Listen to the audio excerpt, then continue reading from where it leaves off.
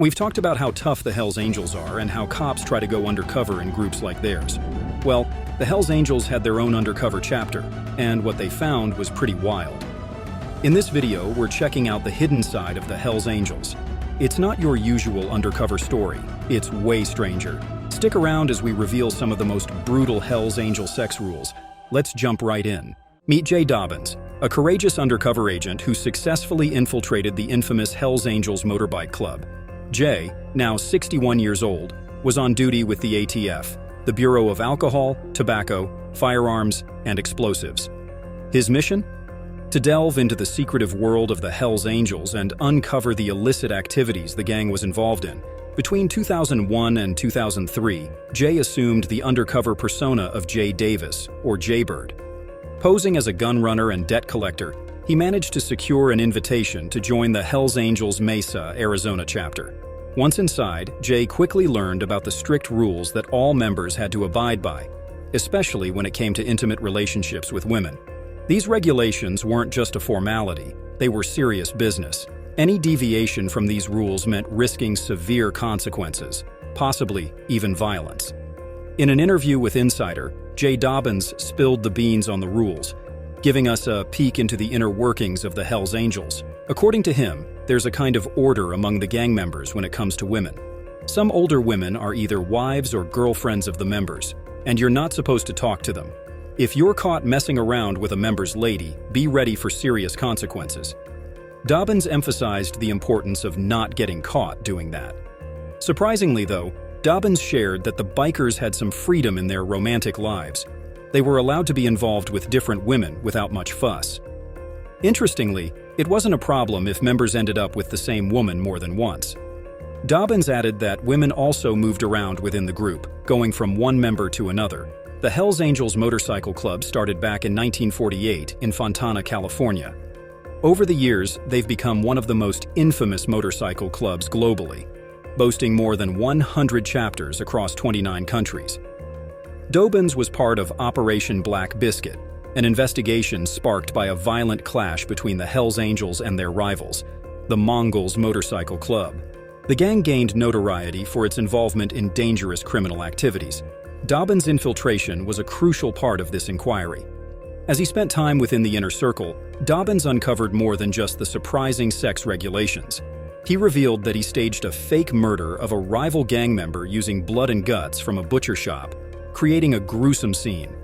Additionally, he fabricated drug transactions. But that's not all. Within the Hells Angels, there were even stricter rules on how members interacted. One such rule was about eye contact. If you met a Hells Angel with sunglasses on, you better lift them up and look them in the eye. Dobbins also learned that if he had riding gloves on, it was recommended to take them off before shaking hands with a Hells Angel. These seemingly small details carried significant weight within the gang.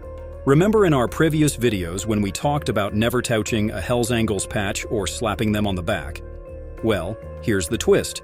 Jay Dobbins, the undercover agent, found himself making these very mistakes and had to face the consequences. Sometimes he even got spanked for it, but the rules didn't end there. Dobbins spilled more secrets, revealing that those who left the Hells Angels on bad terms could lose everything associated with the gang. This included seizing possessions and even removing tattoos. According to Dobbins, leaving on bad terms meant they could reclaim their vest and motorcycle, considering it as their property. Surprisingly, Dobbins also shattered the stereotype that every Hells Angels member is deeply involved in crime. He mentioned that some branches of the gang actually run a clean business. He debunked the myth that every member is a drug addict, emphasizing that some are fitness enthusiasts. According to him, they maintain a healthy lifestyle, getting enough rest and staying away from vices.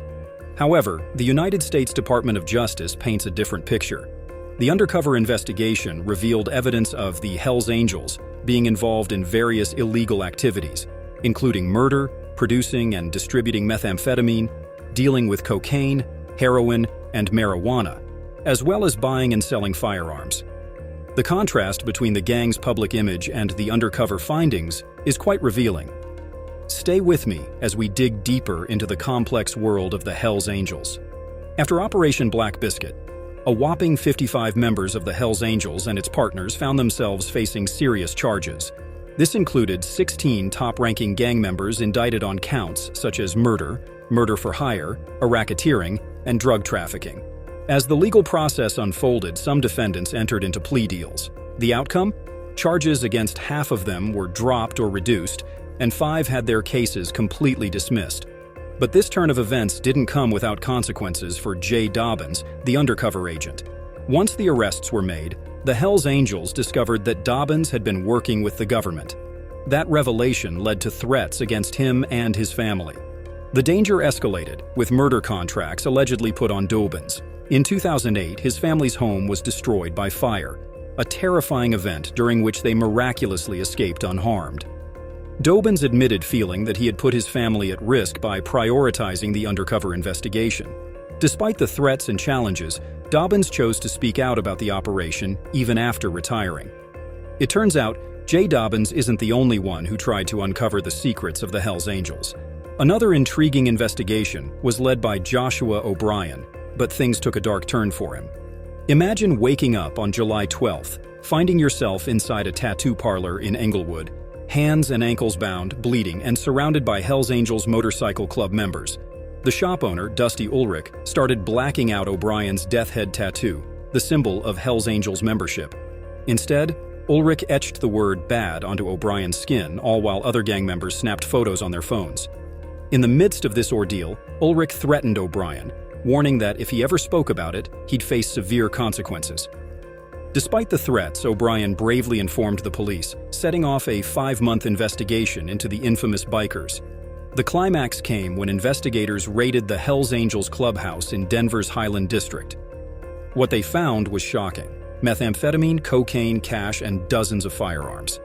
The aftermath was significant, with 13 Hells Angels members aged 30 to 81 facing charges under Colorado's organized crime legislation.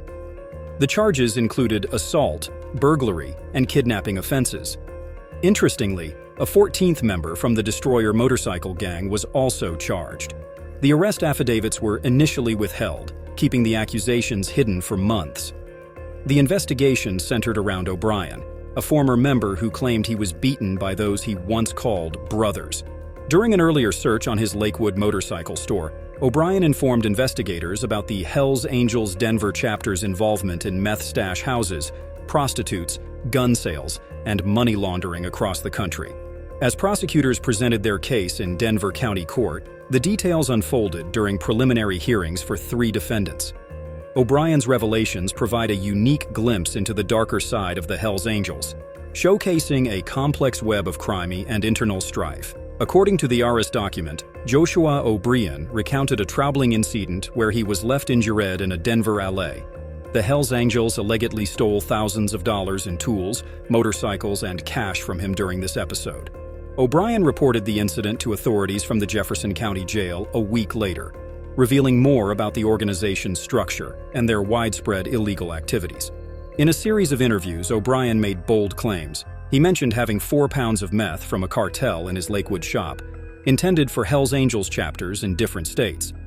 O'Brien asserted that he knew the locations of stash houses in Minnesota and Arizona. Shockingly, he also claimed the gang had informants in law enforcement in the Denver metro region, providing them with inside information about investigations and raids. Additionally, O'Brien disclosed that the gang engages in stealing motorcycles for parts and conducts numerous arms deals. While the overall accusations involve organized crime, the members of the Denver chapter face specific assault charges related to incidents in June and July involving O'Brien. Defense attorneys sought to challenge O'Brien's credibility, pointing out that he omitted critical details in his story, like not disclosing he stole a truck in area the night he was assaulted. Russo, representing the defense, argued that the government was relying on evidence from someone disconnected from the truth, acknowledging issues with this witness. The Hells Angels of Denver have a history of navigating legal challenges. In 2003, the city paid $50,000 to settle a lawsuit after 18 members were detained outside their offices without evidence of illegal activities. The city even issued a formal apology. What are your thoughts on these contrasting sides of the story? Feel free to share your opinions in the comments below, and of course, don't forget to hit that like button and subscribe for more content. Until next time, stay safe.